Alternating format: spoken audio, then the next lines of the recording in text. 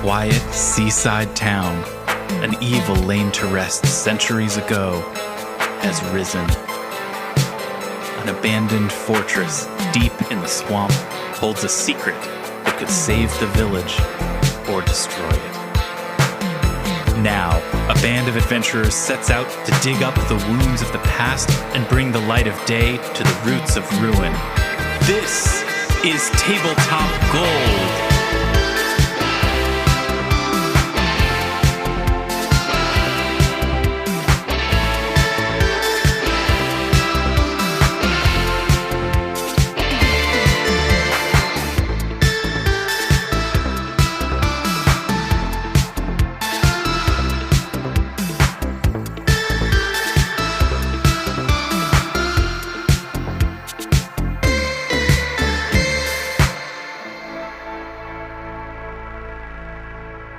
Everybody, and welcome to Tabletop Gold, episode 90.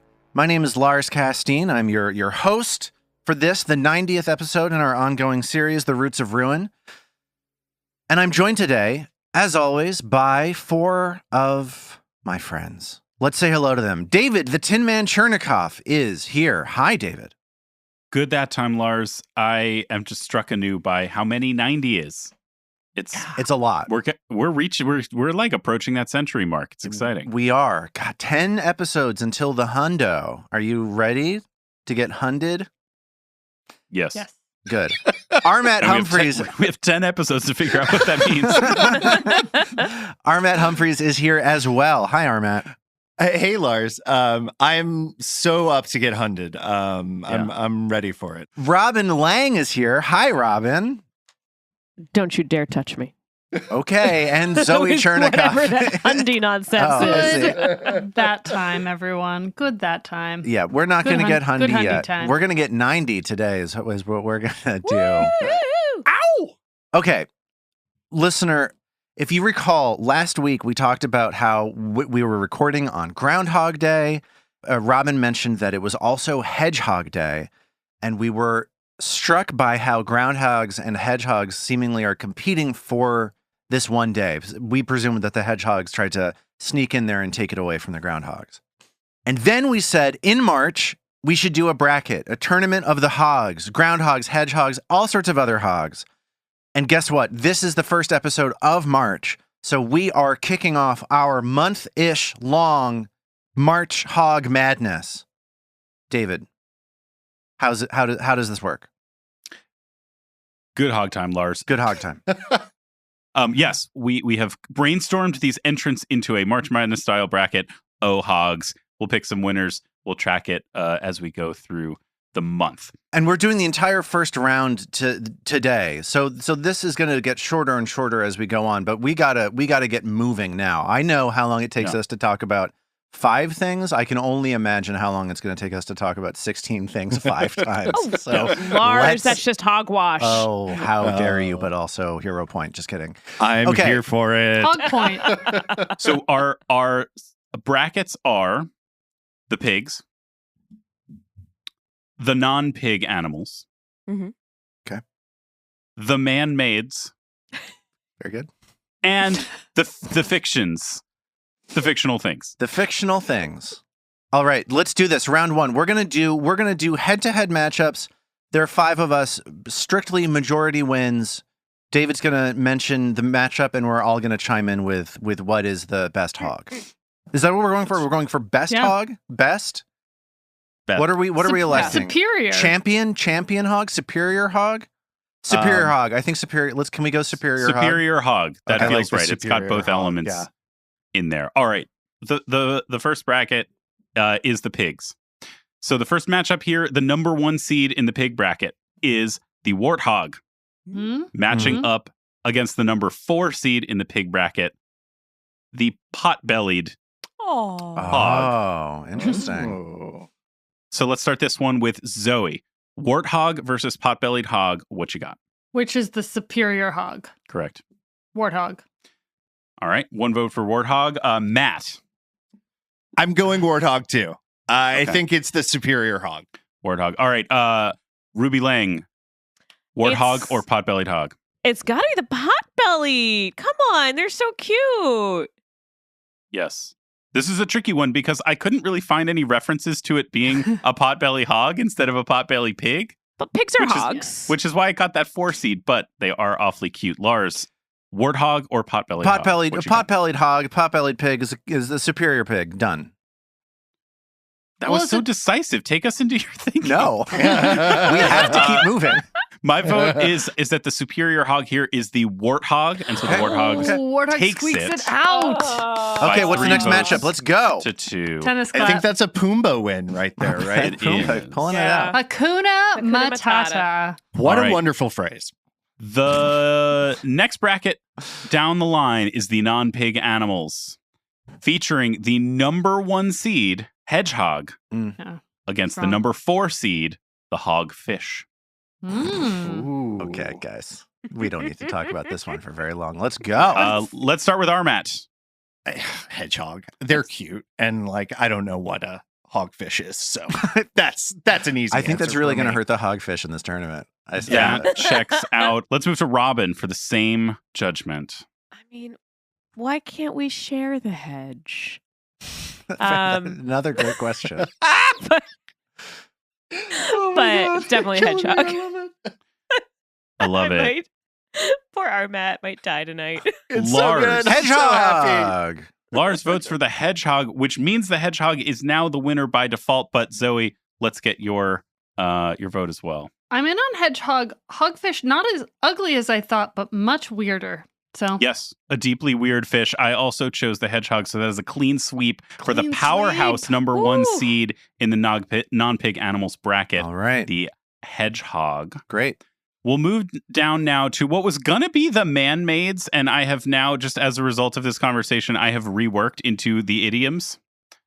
The number 1 seeded idiom here is going hog wild Oh. against the number 4 seed, going whole hog. Ooh. Hog wild versus whole hog. Interesting choices to make. Ooh. And this one, we'll start out with Robin for your judgment. I'm gonna go with the whole hog. All right, going whole as hog. much as it's terrible as someone who does not eat meat to enjoy that phrase. Yeah. I enjoy that phrase. All right, a vote for going whole hog. Lars. Going whole hog. Going whole hog. I'm going to put in my own vote for going hog wild, something that I both think of and say more frequently than going whole hog. Zoe is next. I'm a whole hogger. All right. Woo! And so that the whole hog takes it. Matt, what would your vote be? I think whole hog too. The alliteration gets me. I love alliteration. So yeah. All right. Whole Well, hog. I had logged this as hog wild as the number 1 seed, whole hog as the number 4, but I think what we learned here is that I'm wrong. It's a Cinderella story. It's a Cinderella Big story. upset. Yeah. All right. So now let's move down to our Typical. final bracket. The fictitious things, the fictional thingamabop. So the number 1 seed is Hogwarts. What is Hogwarts going against? The number 4 seed in the fiction bracket is the Overwatch character Roadhog. Okay, great. Let's go. Lars, starting with you. Hey, Roadhog, I think, has been an indelible character. Everybody knows about him, not just people that play that game that everybody stopped playing 2 years ago. Everybody loves Roadhog. There's no way you can lose. Game over is what I say. All right. My vote goes for Hogwarts. Zoe, you are up next. Hogwarts or Roadhog from Overwatch? Not gonna Google it, and it's Hogwarts. Okay. Armat, what's it going to be? I'm gonna go Roadhog. Oh, Yeah. Oh no, it's on me. Yeah, hangs right. around. You are the single-handedly decider. Can please or upset our our first GM. buzzer beater. I can't, in good consciousness, put my name on anything that she created now. So I gotta go for Roadhog. I'm sorry. Oh, I see. Roadhog. I can Yeah. give up my Yes, childish, my teenage love. Yeah. That was the decider for me too, Robin. I just like I can't in good I can't conscience.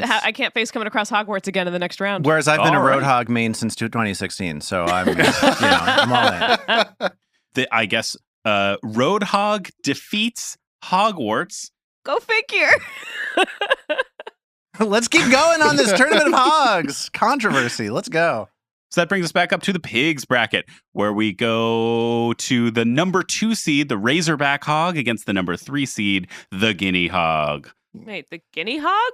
It is a species of pig that is actually referred to as a guinea hog, as opposed to a pot-bellied hog, which no one ever actually says. So here they are. I will start the voting here with a vote for the Razorback. And Zoe, next. I'm voting guinea hog, but in my heart, I'm really voting for a guinea pig. Does that make sense? Yes, and it turns out they are completely different things, which I didn't know until this exercise. Oh, but- we're all learning. All right, so we're tied 1-1 going to Armat. I'm going to go guinea hog too because I just Googled it and I saw one that I thought was cute. Yeah, they do get cute. That is absolutely how this goes. Robin, guinea hog or Razorback Hog? Well, according to Mother Earth News, Okay. which is a magazine I do actually like, the American guinea hog, a small pig breed for homesteaders.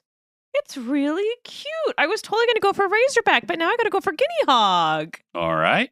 And Lars, in this one's it has been decided. It's The been guinea hogs decided. have it, but I'd love for you to weigh in. Razorback has a great name.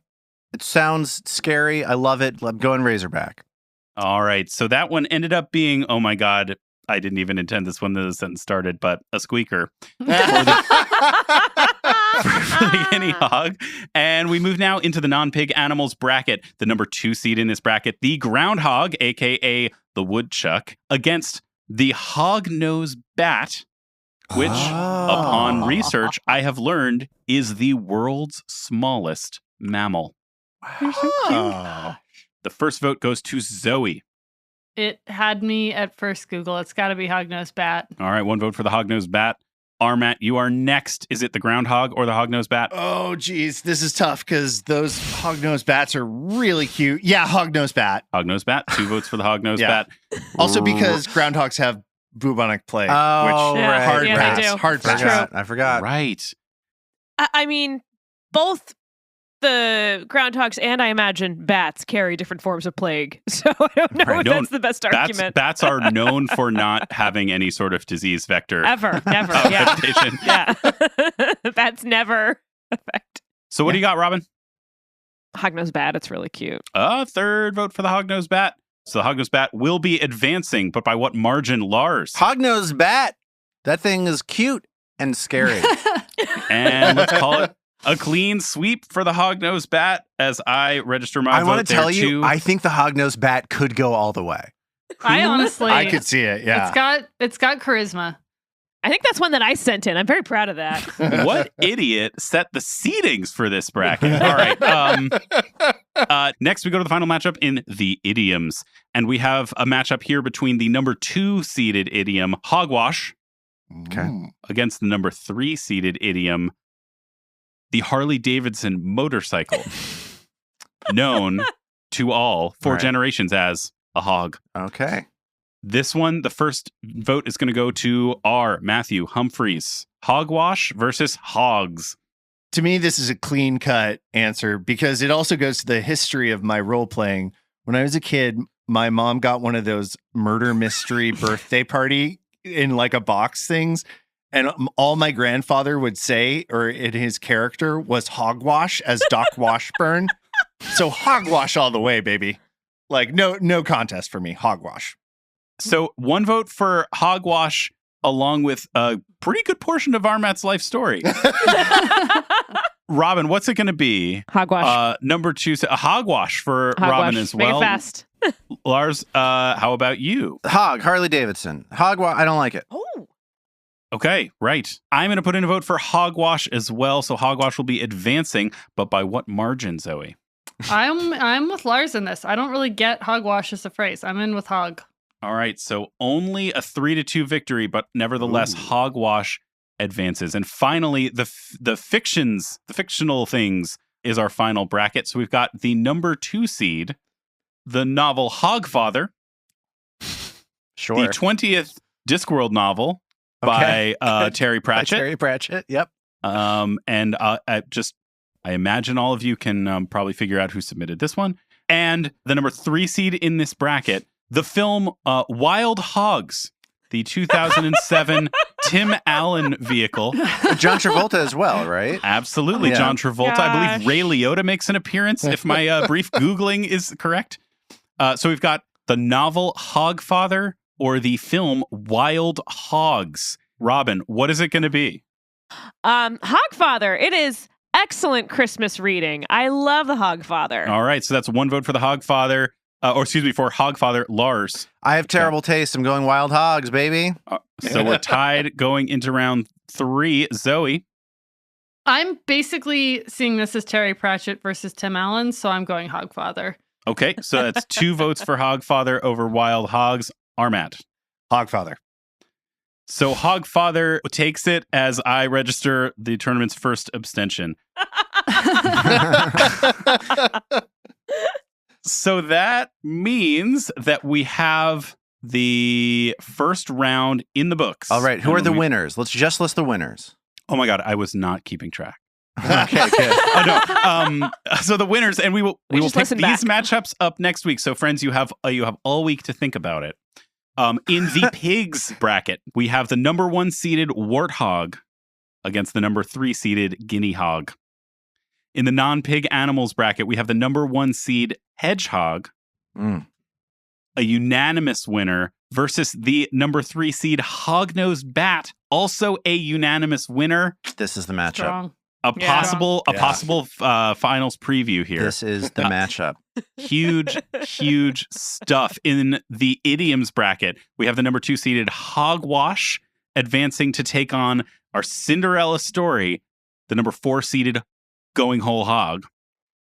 And down in the world of fiction, we have the number 2 seeded Hogfather, obviously the classic 20th in the Discworld series by acclaimed novelist Terry Pratchett, taking on in I think probably the most heartwarming story of the first round, Roadhog, the Overwatch character, which That's right. the number 4 seed in this bracket. So tune in next time as we pick the most superior, hoggiest hog of all the hogs. Well, as we get down to four hogs. And that's our show. Hey, you know what? That went long enough that I'm going to skip our promotional segment and I'm going to move it to next week. I'm going to shift the review section to next week. Go whole hog Listeners on are your so review. happy. And we are Yes. going to go straight into our game, everyone. Let's get into it. After investigating a large portion of the eastern section of the 5th level below Gauntlet, you've shifted your attention towards the west. So far, you've found more areas that look related to the nearby arena. Wide hallways with holding cells, chains attached to the walls, and so on. Right now, you're standing in a hallway with 3 cells that each contain an uncanny mass of undead flesh and bones, understood to be the unintended byproduct of flesh warping, known as a Shanrigal. Vadim, today demonstrating even more commitment to killing the undead than usual, has just kicked the door on one of these cells and begun his onslaught. Here's the situation. It's time to roll for initiative. Yeah. Oh. Yeah. Roll for initiative. So Vadim and Mag have just entered this cell furthest to the west. There are 3 cells on the south side of this hallway. One in the west, one in the middle, one in the east. Mag and Vadim are in that cell, while Ao and Tril wait just outside. Let's see how everybody has done on their initiative roll. Starting off with David. David, how did Mag do here? It's only a 19 for Mag. I think in part her focus on solidarity with Vadim maybe makes her just a touch less immediately combat ready, which she is completely fine with. Okay. Robin, how did Trill do? Well, I finally rolled above a 10. Hey, nicely Yeah. done. Way to go. Love that. So she got a 24, respectable 24. We know. Fantastic. How did Ao do, Zoe? I think she's skittish about fights right now. She's very alert. She got a 29. And what stat did you roll? Are you hiding? Are you watching? I'm hiding. I think she's lurking. She would not have gotten involved with any of these Shenregals. Like, she would have sort of left them be. But so I think she's nervous and at the ready, but she rolled stealth. Ao is first. Ao hiding is ready to go before anybody else. And Armat, how did Vadim do on this initiative that you triggered? You said you were attacking. So how did you do? I did not great. I got an 8 on the die for an 18, which I believe puts me at the bottom of the hog bracket, as it were. Hilarious. The Bottom of the last heap. seed here. Why do you think that is, Armat? I would guess it's because he's really in his own head right now. Like, the argument with Mag, it's all just a symptom of the news he got this morning and is sort of working through, I think. Intriguing. I'm intrigued by this. And as my intrigue reaches a frothing head, let's start this encounter off. It is the beginning of round 1. Ao is going first. And here's the situation. It's a long hallway. Like I said before, everyone is towards the western edge, converging upon the Shenregal that is lying, sort of quivering in an uncanny way in this westernmost cell. To remind you of what a Shenregal looks like, check out this horrifying art that the publishers of Pathfinder decided to put into this game. This is like a gelatinous mass. It is like an abscess brought to life with a demonic-looking fanged skull floating inside of it, assorted arms flopping uselessly to the side, eyeballs suspended in a congealed mass of viscera. This is about as nasty as it gets. One can perhaps understand why Vadim was so drawn to put it out of its misery. So there we go. We're starting off with Ao. Zoe, what are you up to on this first round? Ao's feeling pretty no nonsense, and she's like, guys, she's whispering through her teeth, guys, stop it. And just hurls off a quick TKP. I guess first she does a recall knowledge just to see, or we already know about Shenregals, right? Is there anything we can learn about their vulnerabilities? Yes, if you would like to, you can make an occultism or religion check. You could roll one of those checks that I just put into chat.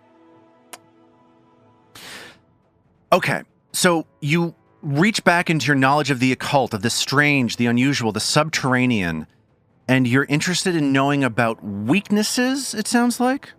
Yeah, what best way to be done with this thing quickly. Okay, so you know that a Shenregal is a byproduct of flesh warping. So the immediate conclusion you're able to draw here is that this area is being used by somebody committed to flesh warping to store either their accidents or their resources for further flesh warping. This tells you that this is a working area. And you know that from looking at these Shenregal that they are weak to positive damage. Damage done by healing magic and so on. And that's what you know. So what you're telling me is I should have put my Blade Ally rune to disrupting this morning. Perhaps. That would have potentially helped you with Chaffchem as well. Not that you needed any help with him, given that he exploded within 12 seconds of saying hello to you. Yeah, Ao's Foxfire kind of made short work of that, no bro. kidding. All right, so Ao, you've got 2 more actions. What's up? And she is just going to hurl a quick TKP at this thing and see what kind of damage she can do. Sure. What kind of damage are you doing as you throw this TKP through this open door? I'm going to defy the rules and do positive damage. Okay. Oh, nice. If you think wait, can I? No, you cannot. But if you were to say that okay. positive was most similar to bludgeoning, slashing, or piercing, which one would you say it is? I think of slashing as the most positive of those. Okay. So what did you roll? 28. 28 hits. You send a sharpened bit of rock between Vadim and Mag. I also get the 2d6, right? Yes. Okay. For your sneak attack. That is 18 points of damage. And it looks as though not all of that damage is having an effect on this creature, as the slashing damage just sort of cuts ineffectively at this mass of flesh in front of you. And as that happens, it is now Tril's turn. Tril sees this sharpened bit of rock fly across the room. What will Tril do? Tril's going to do her thing. She's going to do her thing. And of course, her thing is Inspire Courage. Oh. Interesting. Yeah, you know. These things are nasty. Get everyone set up for it. And on that performance track, Tril rolled a 2 on the die for a failure. So that's a failure. You don't burn the focus point, but everybody gets Inspire Courage for 1 round. There you go. Thank you, Tril. So, Thank you, Tril. I tried. So, in our recall knowledges, did we figure out, can Shanregals take mental damage? You go ahead and give me a recall knowledge if you'd like to know that. Well, I don't want to do a recall knowledge. I was asking if we'd figured that out in our recall knowledge. No, but you could go back and try to see if you know that about this creature. Yeah, but then I wouldn't be able to do days. Right. Because it's, 2 actions. I only have 2 actions Then left. there's one way to find out. There is one way to find out. Or I could just electric arc it. I think zapping it. If slashing didn't go so good, zapping seems like a good idea. Yeah, let's see what happens with zapping it. So, Tril plays some electric rock, sends some bzz electricity at the Shanregal, and that is 13 points of damage. And I rolled a 15 on my save as the Shanregal sort of herky-jerky tries to move away from this lightning coming at it. And it doesn't work, so it gets hit with lightning. Everybody sees this electricity just jolt through this like quivering sort of strange gelatinous mass of flesh and gore. And that's it for Tril's turn as that Shanregal starts moving. Mag and Norman look down and see this creature start to ambulate by reaching out just a squishy, wet, glistening frond of beef and slamming it towards Mag. It's a 19 to hit. And a 19 is not going to hit Mag. And another sort of mass of this creature flies out towards Vadim. That is a 20 to hit. That will not hit. 2 quick attempts to slap the two of you are met with no success. So it sort of shrinks back into the back of the cell that it's in and stops moving for now. Ao and Tril at this point hear the sound of movement from the next cell over. And if they were to turn around, they would see the rusted shut door on this cell being permeated by just this sloshing sort of wet mass as the Shanregal eases its way through the barricade blocking it, like the Terminator in Terminator 2 in the mental asylum when he's... I'm sorry, what? It just sort of oozes through the door in a labored way. Oh, I don't like that. Yes. No. And it oozes towards Tril. Ew, go away. And as it's rolling across the floor, a portion of this creature lunges forward towards Tril and tries to slam straight into her. That is a 27 to hit. That hits. Tril gets hit with 13 points of bludgeoning damage as this thing rattles her and she shrinks back into Ao. Hey, Lars? Yes. Would you say Vadim has a reaction, or is he too in his own head and can't respond at this point because his turn hasn't started yet? I find both arguments compelling. Let's roll a flat check and see.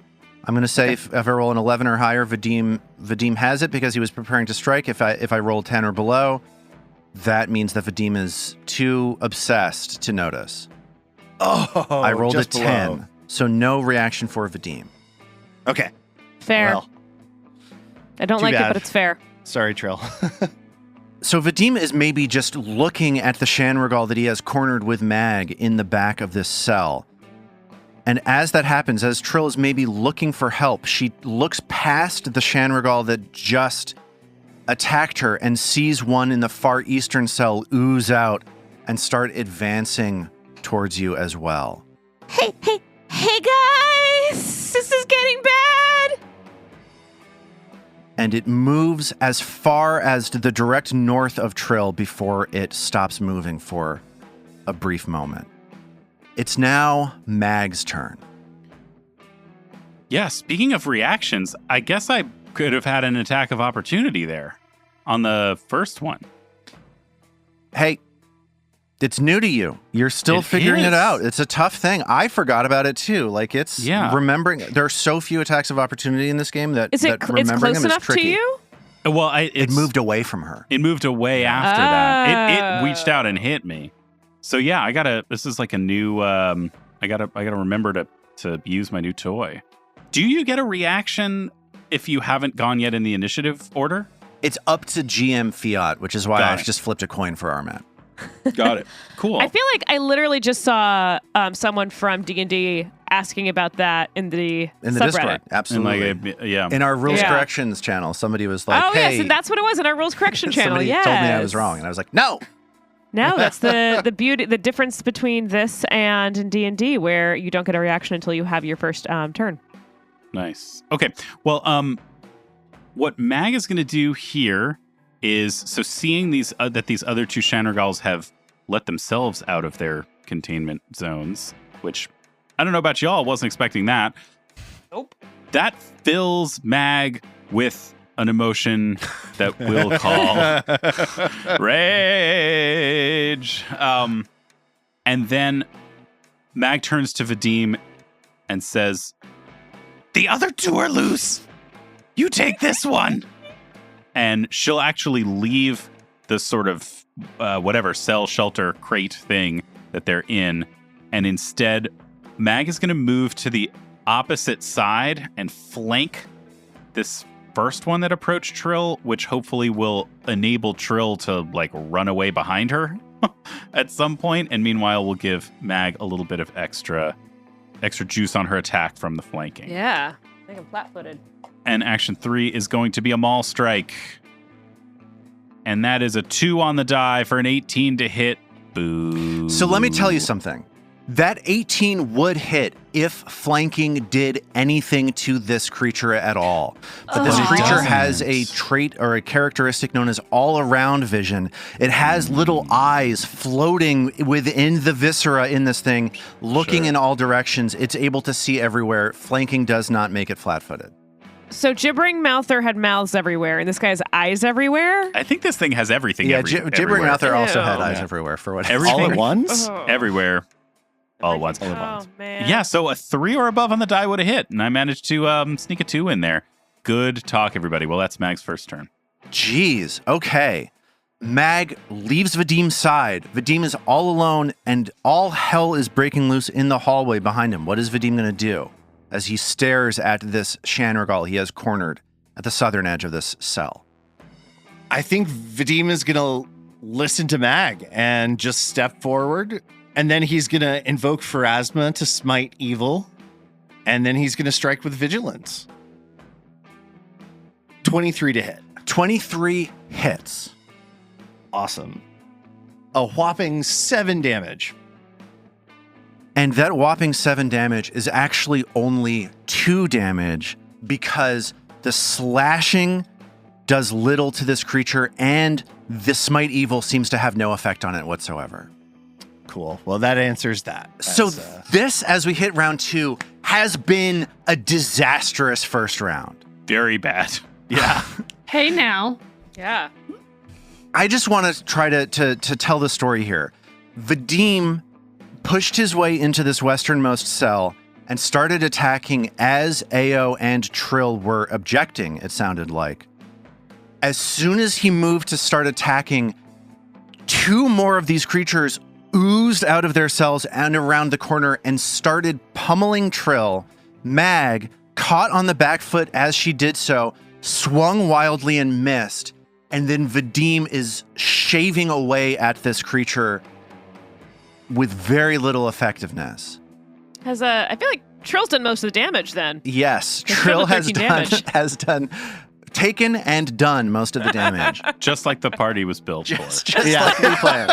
Battle Bard. I feel I Battle did Bard. some damage. Yes, no, that turn started out fine and got steadily it frayed as it went. It was Absolutely. pretty good stuff from Ao and Tril, and then The ones who did not not much help want this from fight to happen. Right. Yeah. Very interesting. Here we are, though, at the beginning of round 2. It is once more Ao's turn. Ao has one of these Shanrigal sloshing towards her now. She has just seen Tril get hit. What is she going to do? I think she's spooked from the last fight. So she is going to fall back and she fires off 2 quick arrows. The first one goes to the Shanrigal that's to the north of Tril, and the second one goes to the Shanrigal between Mag and Tril. Like she's kind of panicking, I think. Yeah.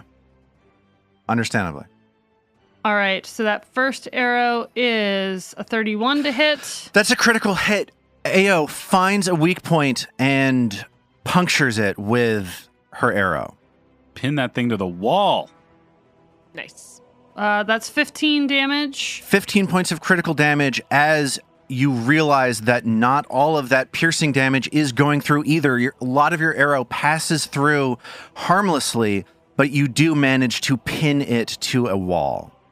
And then a 24 on the second roll for the second Shanrigal. And that's a hit. And that is weirdly about the same amount of damage, which Max is to damage. say 13 damage, even though it's not critical. Max damage. So Ao fires off 2 quick shots, pinning one to the wall and puncturing the other one for a little bit of damage, as it seems that her arrows are not having a ton of effect on these creatures, as it is now Tril's turn. Tril's going to attempt to cast her Lingering Composition again. And it's also a failure. So I still keep that focus point. Hey, last time you rolled a but- 2 on the die, this time you rolled a 3. At this rate, by round 9, you'll be rolling successes.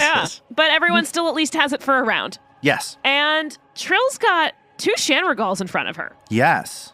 And she don't like it. She could have moved, but instead she wanted to do that, and now she's going to do her electric arc again because she can hit both of those suckers. Which 2 are you yeah. targeting? Just the 2 next The to you? one's right next to her, Okay. yeah. Battle Bard indeed. So Trill staying on the front lines. So for this electric arc, this is 11 damage. Not quite as much as last time, but it's hitting 2 of them. They try to dodge out of the way. The one that is to your directly to your north, the one that Ao pinned to the wall, fails, and the one to your east succeeds. So the one to your north is going to take full damage, and the one to the east is going to take half damage. So As 11 and 5. 11 and 5 as they sizzle and shake around as this electricity pours through them. That's a big risk that Trill is taking. We are going to Not moving, yeah. see how that pays off. I think the Shanrigal that just might got have been electrocuted is going to target Trill with a slap of flesh. Ew. That is a 25 to hit. Oh, that does just make it. So Trill takes 13 points of damage and feels this. Can I glimpse that? I am within 15 feet of Tril. And you are 20 feet away from the Shanrigal attacking her. Oh. So, no. So can Dang. I attack of opportunity yet? Nope. Attacks Nope. don't trigger attacks of opportunity. Yep, it stayed No. within your. It hasn't moved from your And it range. did not It's been take a your manipulate regular action. melee attack. Yeah. As Trill feels this thing slap her, she looks down and it's holding onto her, a sort of sticky mucus wrapping around her arm as she is now grabbed by that creature. Oh, I hate when there's mucus. And the Shanrigal starts to squeeze her as I need Trill to make a fortitude save. So Trill thankfully rolled a 22. Which So was that a means you're going to success. take half damage as the thing tries to crunch your bones. The Shanrigal squeezes you. You will take 4 points of damage from the squeeze, and you also start taking half of 1d4 bleed damage. Oh, for fuck's sake. That's not good. No, it's not good. Not ideal. As that Shanrigal finishes its turn, it is now the Shanrigal near Vadim that starts to attack. It slaps out at Vadim with a fleshy part of itself worth a 30 to hit. That'll do it. Vadim takes 14 points of damage, is grabbed, and this thing starts to squeeze him as well as it wraps around him and tries to sap his energy. I need that fortitude save I just put in chat. Oh boy. 24. That's a success, meaning that you're going to take half of this damage. You're going to take half of 9 points of damage, and you are going to take half of 1d4 bleed damage as, again, the two of you just start being grabbed a hold of and squished by these two Shanrigals. I don't like it. And now it's the third Shanrigal's turn. That third Shanrigal is posted up right next to Tril, and it's going to try to hit her too. So the second one is attacking me now? Fantastic. Yes. I just rolled Yikes. a 32 to hit. Well, since I'm grabbed, that's a critical success. Ooh. So Trill Critical hit. takes 32 points of damage Oh, snap. as this creature starts shredding her skin. She becomes enfeebled 1 and starts taking a full d6 of bleed damage, which replaces her half d4 bleed damage from before. Well, you said 32 points of damage? Yes. That happens to be exactly how many hit points Trill had left. So Oh, boy. Trill goes down and is now dying 2 and bleeding. But she's the only one who's Why is she- effective against these things. Oh, yeah. Yeah, she's dying too because it was a critical hit.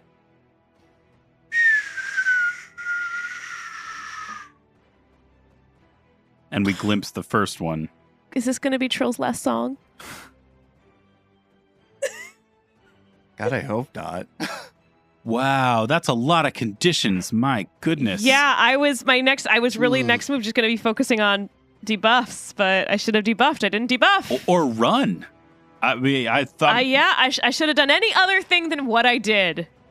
Yeah. This Shanrigal has 2 more actions to go Oh, on boy. its turn. The first thing it's going to do is make an athletics check to try to break its the arrow Oh. pinning it to the wall. So it lunges forward against that arrow and breaks it with a 27 on its athletics check.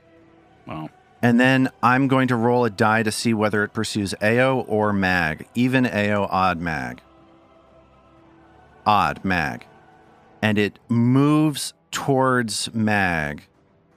And I want my attack of opportunity. I don't know when I have to ask for it or when I get it or whatever, but I want It oozes smash. up to mag and stops before the point when it would trigger an attack of opportunity. Like it moves into mag's reach and then stops. Do you follow what I'm saying? In order for you to get the I follow attack. the words, but isn't it next to? I could melee strike it from here. No. So isn't if it it in range? leaves that space, then it's dropped its guard. So let's just talk about attack of opportunity, okay?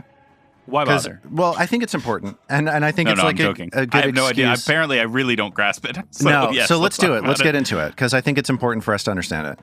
So, attack of opportunity is a thing that exists in a lot of these games. It doesn't exist very much in Pathfinder 2nd Edition. The word on the street is like 20% of creatures have it, right? Here's the trigger for attack of opportunity. A creature within your reach uses a manipulate action or a move action. So that is not what happened right now because it was outside of your reach and then it moved into your reach, right? Right. Makes a ranged attack, didn't do that, or leaves a square during a move action it's using. So if it had moved past you at all, if it had moved 1 square over to the right, it would have triggered that. So manipulate actions are sort of like the big gray area. The things that are manipulate actions are things like drawing weapons, pushing buttons, casting spells with somatic components, and so on. So that's the stuff that you need to be on the lookout for.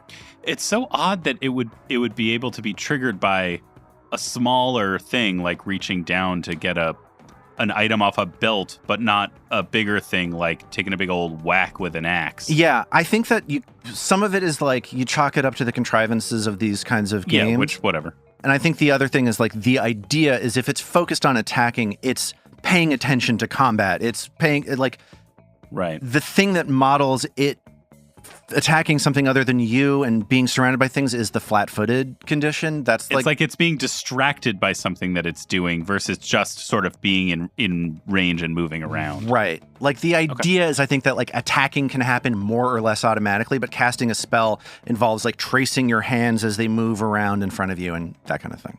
Sure. Okay. All right. Well, thank you for the walkthrough. You got it. You know what else you got is 3 actions and a reaction because it is your turn now. You are face to face with 2 of these Shanregals. And you see Tril unconscious in front of you. All right. So Mag is going to start with a strike against the Shanregal that is right in front of her. And that's going to be, I'm hoping this thing is not as strong against bludgeoning as it is against everything else. I think we may have to burn it. And that is a 24 to hit. That 24 hits as your hammer, your maul swings down into the Shanregal. And that is going to be 21 damage from the maul. And all 21 of those points of damage go through as you hear as you blast into this creature with your bludgeoning damage. Well, that's a nice feeling. And after connecting with the first of these 2 Shanregals that's next to her, as the maul like sort of squishes against and makes its way past and through the first Shanregal, Mag quickly spins on her heel and with a full 360 is going to bring the maul down on the other Shanregal that is just to her north west. And that's going to be a 2-action knockdown on that fella. Okay. So this one, if you hit, you then get a free athletics check to trip it without any increase to your multiple attack penalty. That's right. So here is that roll. That's a 14 on the die for 25 to hit. 25 hits. Damage is 15 damage. Okay, Mag does 15 points of damage to the Shanregal to the north. And then that is a 21 to trip it. And that 21 does have the map from the first. It just doesn't increase until after this. So that is so that's only a 16 to trip it. And that is not not work. enough for you to turn it over on its back. Only a 6 on that one. Okay. And that's Mag's turn. All right, Vadim, you see Tril unconscious on the ground, 10 feet behind you. You see this Shanregal knocked halfway down right in front of you. Tril, you see, is bleeding. Just to refresh everybody's memory on how bleeding works. That is persistent damage. She will take that damage at the end of her turn. If she has the dying condition when she takes that damage, that dying condition will go up by 1. Because Tril is unconscious and dying, if that is still the case at the beginning of her turn, she has to make a recovery check at the start of her turn, and that recovery check is a flat check equal to 10 plus your dying level. So, potentially Tril, next turn, could fail that initial recovery check. She could critically fail it and die instantly. Or she could fail it, go down to dying 3, and then take persistent bleed damage at the end of her turn and go down to dying 4.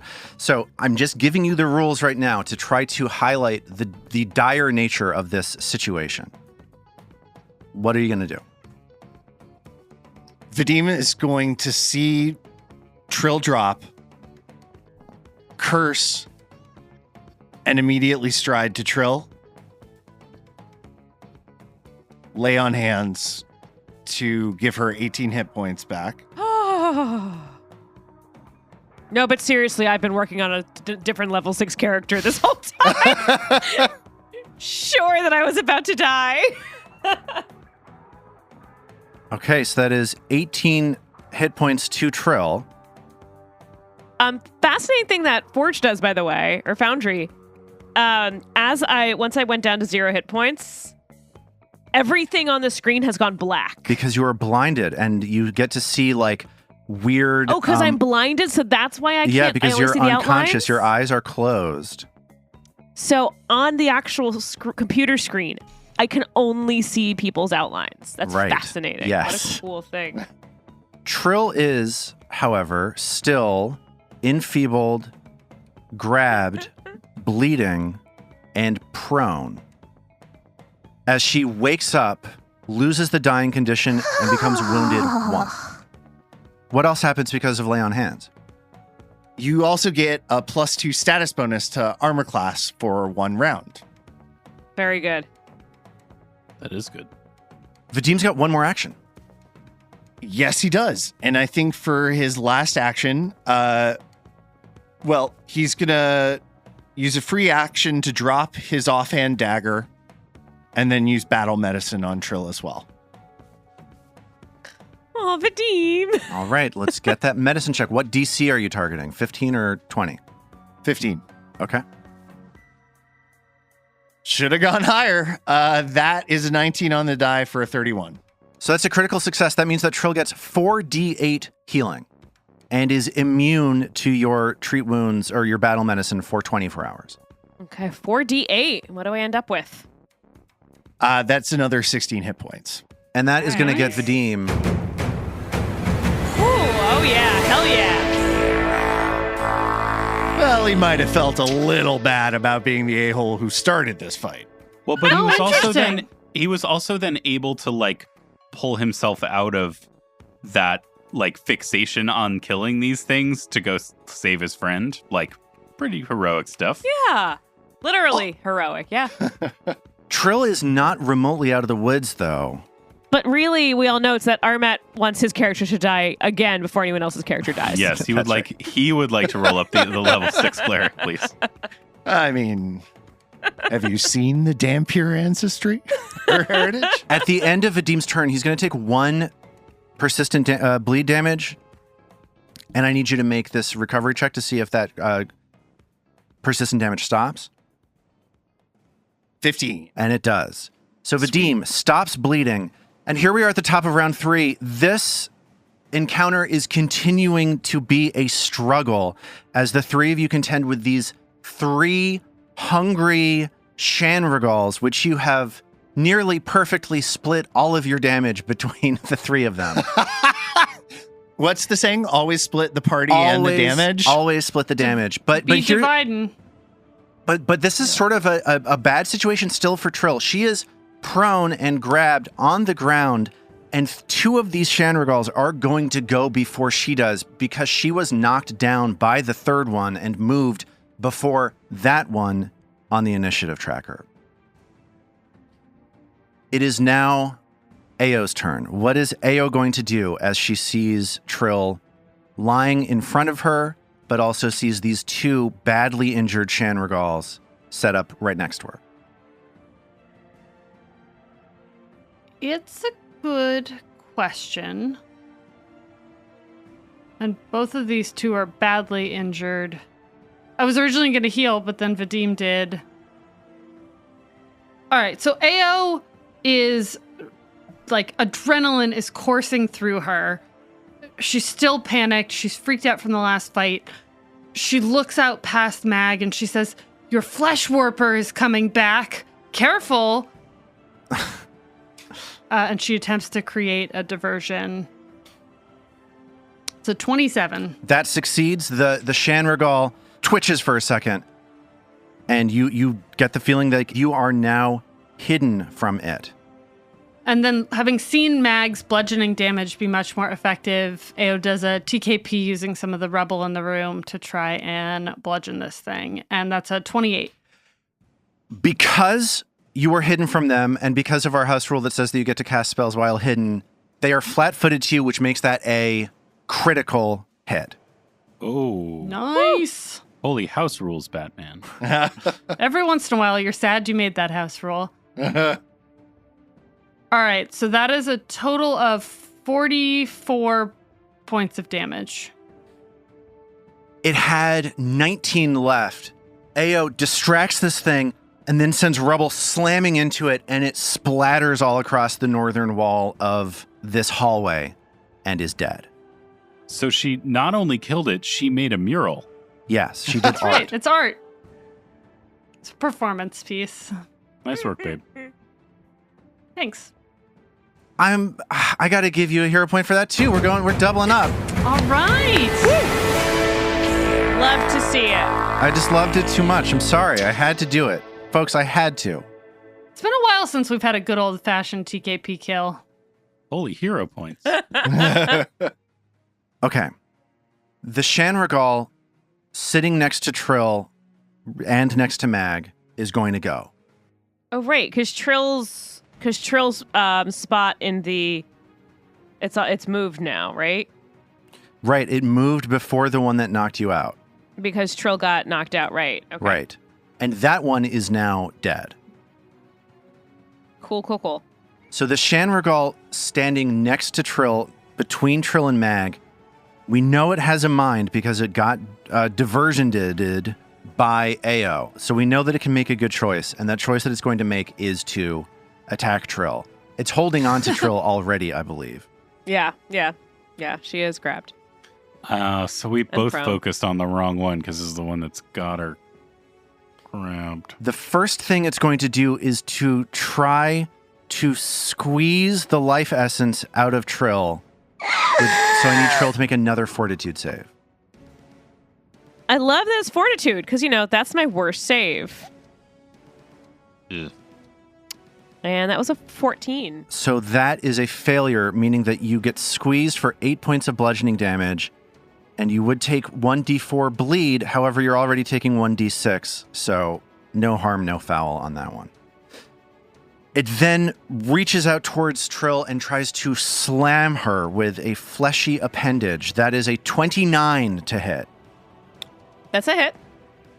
meaning that Tril is going to take 13 more points of damage. Is there no... Does he not have a glimpse anymore? Oh, yeah. Glimpse, please.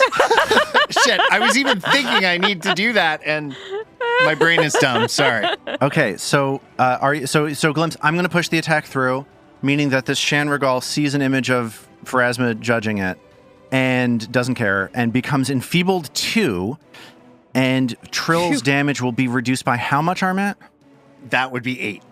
Okay, So that down to 5 points a damage. so only 5 points of damage for Tril as the Shanrigal re-ups the grab. Everything hurts. Oh, no. The Shanrigal at the far end of this cell sloshes forward towards... Oh, that guy's still there? Yes, towards Wow. Vadim and Ao. I'm going to pick one of you randomly, Ao odd, Vadim even. Vadim, even it wanna do targets this. Vadim with Nice. a slap as it surges towards him and slams into Vadim with a bit of its meat. Vadim is flanked, meaning that this is a 31 to hit. Is that a critical hit? No, just barely. Okay. Oh, no, just barely not. Yeah. So Vadim takes 15 points of damage and is now grabbed by that as this creature's sticky flesh finger wraps around his body. I was about to say butt. Wraps around your butt. Ew. And that is 3 actions from the Shanrigal. It is Tril's turn. Tril, you are grabbed. You are bleeding. You are prone. What are you going to do? So Tril's opening her eyes and she can't, she's prone, so she's only got one hand essentially still on her loot. And just with the fingers there, she creates a vibration from the loot that sends off electric arc. Okay. You're grabbed. You're casting a spell. I need a flat check to see if that grab stops you from casting that spell. So I'm just rolling a plain old D20, Just yeah? rolling a plain old D20. You want to beat a 5. Your sweet God. Phew. Okay, I got an 11. There we Okay. go. So you managed to move your hands around enough to send a surge of electricity in two directions. And that'll be 13 damage going towards them. Okay. Nice. Both of these creatures fail, a 19 and a 21 on their saving throws, meaning that each of them gets electrocuted for the full complement of 13 points of damage. Get fucked. There. Yeah, well said. And Tril then tries to disengage from the grab with the one that has her grabbed. That's going to be either an unarmed attack roll, an acrobatics Actually- check, or an athletics check. You know what? What would make more sense? It's. I don't know if it's going to survive the next round. So Tril's going to actually try and stand up while she's grabbed then instead. So grabbed makes you immobilized, so you can't stand so you up while have to grabbed. get out of the grab yeah, first. being Okay. grabbed and Okay, prone at the so- same time is very Right. bad. Right. So that'll be an acrobatics check then. Okay. And for Tril's acrobatics, that was a 19. And the DC on its athletics was a 20. Oof. And it's That's even with brutal. being trained and my bracelet of dashing. And Ugh. even with being enfeebled too by Vadim's glint, that that made it sucks. easier to escape from. Well, at least I smacked him in the faces, is plural, many faces, with electric arc.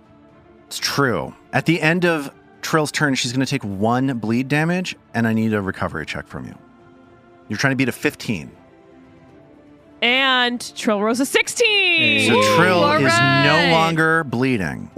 That was a big turn. Wow. Yeah. Oh, Huge. I maybe I don't need to roll up this cleric now. So wait, like, Yeah. So I think I followed all of that, but where was Trill at the beginning of this turn, and where is she now? Like, In the same She's place. still on the floor. She's still being still held. grabbed.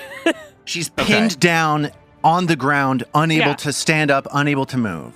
She still only has a third of her hit points, okay, but she was able to send off some electric arc. She's not dying and is not too. bleeding anymore. right? She's not bleeding either. Yeah. No more blood coming out of her eyes. Vadim, how do you live with this? You get used to it after a while. It's sort of just a mode of being. And it's kind of a race against time now because Trill is still, like you're saying, is still in this compromised position, pinned down by the Shanrigal that is basically on top of her. The question is, can the three of you, Mag, Vadim, and Ao, rescue her, basically? Can you get these two Shanrigal down before her turn starts? Because they're going to target her. She's very clearly the soft target here. It's Mag's turn. And Mag sees Trill, even in this compromised position, summon the kind of intrepid spirit to cast an electric arc from down there, even from within this thing's grip. Trill is fighting, is trying to dispatch it, and this non-mechanically, this flavor inspires Mag to renew her efforts to flatten this thing, and which she does by saying, like, would she say in this situation? She'd probably say something like ah. That's a really good point. That sounds right. Is the thing. Yeah, and then she's going to try to pancake it with the giant two-handed hammer that she carries around, and that is a 20 on the die, baby! You gotta draw. Nice. The critical hit card that you just drew, critical hit card number 39 for bludgeoning damage, Soul Crushing Blow. Hey, that sounds right. Oh, yeah. This is a critical effect, meaning that you can replace your knockdown with it if you want to. The target is doomed one and is stupefied one for as long as it is doomed. Well, it's not going to be doomed for long. No, it's not. Because it immediately takes, it would appear, 48 damage. So Mag, again, just slams the maul down into this creature and blasts it apart, and it is now dead. And And doomed and stupefied. Yes. After which Mag brutal last 20 seconds on Otari. Mag stands over its body briefly and says, "That is for knocking down my friend." And then she might say like, "Ah!" And then she runs over to the last of these Shanrigals. And with her third action, it's going to be another melee strike against the final remaining Shanrigal. And that is only a 19. And that was such a misses. crummy roll. Mag's hammer slams into the ground So next annoyed. to the Shanrigal. Oof. It's Vadim's turn. Vadim just sees Mag run and with a wild swing of the maul slam into the floor while he notices that he is still grabbed. He is being squeezed by this Shanrigal. One left. What will Vadim do? First action, escape attempt. I'd like to make the attack Okay. roll. So you're trying to beat a 22. Can you do it? Let's hope. Yes. That is 20 on the die for 34. Okay, that is a critical success. You get free and remove the grabbed conditions, and then you can stride up to 5 feet if you'd like to. Nope, gonna stay right where I am. And Vadim is going to reach to his belt, where in a leather satchel he has been keeping the Whispering Reeds, and use an interact action to take it out. Then with his last action, he's going to read aloud a portion of the Whispering Reeds, an eerie tale of a vampire, a Moroi, being challenged by a Sugathi, and how the vampire tore apart the Sugathi and its flesh-warped servants. And as he's reading aloud these eerie, eldritch, what sounds like almost an invocation, mists begin rising in the cells, and 7 perfectly spaced divots manifest in the ground and in the flesh of the flesh-warped Shanrigal. You are just blowing my Yep. absolute Didn't see this coming. little mind right now. So, Oh my god. and I get to choose 3 creatures. So let me read the text and say what the Whispering Reeds do. Eerie mists and indistinct whispers rise in a 20-foot emanation around you, and clusters of, as I said, 7 perfectly spaced divots manifest in the ground, vegetation, and flesh of creatures in the emanation, other than yourself, and up to 3 creatures you designate at the time of activation. I'm designating, of course, Tril, Mag, and Ao. Thanks, appreciate that. Yeah, no worries, no It would have been worries. offensive if it got one of them and you left one of us out. Creatures afflicted with these divots suffer from agonizing mental anguish, which we know these creatures do have minds because Ao was able to distract them, and take 46 mental damage, DC 27 basic will save. I'm going to make that will save right now. Roll the mental damage. Yeah, let's see. That is 12 mental damage. Okay, and I'm going to make this will save. I critically fail Nice. with a 14. And I'm going to take double damage. So these 7 divots open up around the floor around this Shanrigal. And you see the Shanrigal just scream like this. The little one of the skulls floating inside of it in the viscera just goes, "Ah!" And it just wilts, collapses on the ground.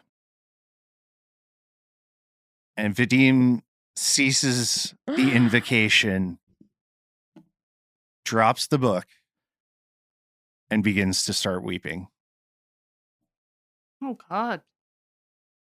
And we'll pick up from there next time.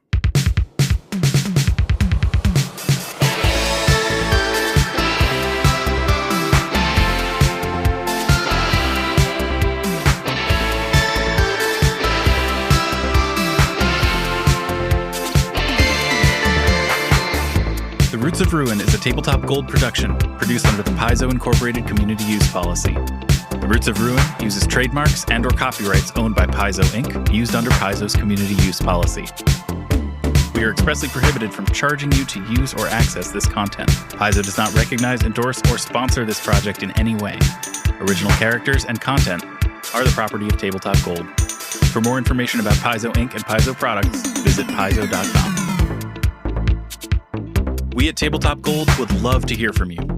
Email us at letters@tabletopgold.com and find all our social links at tabletopgold.com. Thanks for keeping me alive. What a great item. What a fucking awesome item that I know, is. I'm gonna right? start weeping I know. too. That was Hot an amazing damn. moment to pull that out. Oh my God, what a nail biter of an episode. Did you just nimble off that thing to death? Fuck yeah.